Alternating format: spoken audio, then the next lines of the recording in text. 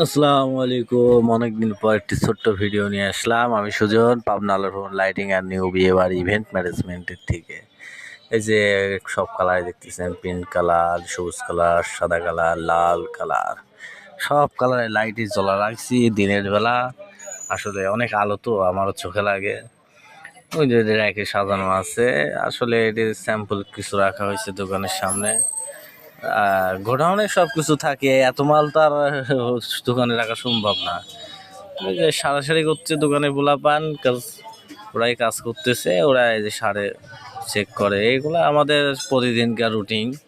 Lighting servicing করা, সারা সরিয়ে কোন লাইটে কি হলো না হলো, এটা আমাদের প্রতিদিনকার রুটিন, কিচ্ছু করার নাই।